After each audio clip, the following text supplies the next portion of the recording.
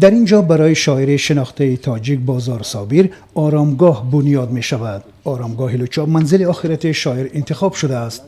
قبر شاعر 4 متر درازی و 3 متر پهنا دارد. قرار است بعد از دفن شاعر محبوب اطراف آن را آرایش دهند. بعد خاک سپردن با معماری سنگ بعد آرکیتکتور شهر اومدن مسئله چی را میبینند با سنگ ماندن همشه میبینند.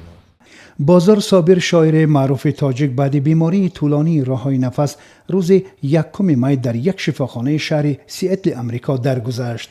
بعد دستور رئیس جمهور امام علی رحمان برای آوردن جسد شاعر، رئیس شهر دوشنبه امر داد که جسد شاعر در آرامگاه لوچاب مکان دفن شخصیت‌های معروف به خاک سپرده شود.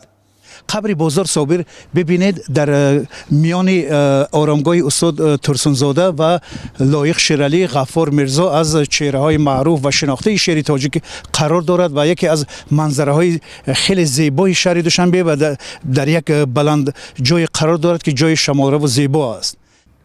دختر شاعر شاگونه صابر امروز به ما گفت جسد پدرش روز دوشنبه به تاجیکستان آورده می شود. آرامگاه لوچاب در کنار دوشنبه است که اکثر نخبگان در اینجا به خاک سپرده می شوند. سال پیش بعد نوسازی باغ عینی تربت چند چهره شناخته دیگر را به این آرامگاه کوچ دادند. از جمله جسد کمال عینی، فرزند صدرالدین عینی، همسرش مقدمه اشرفی، رهبران وقت تاجیکستان شوروی باباجان غفورов، جبار رسولov و شاعر معروف باقر امزاده به اینجا آورده به خاک سپردند.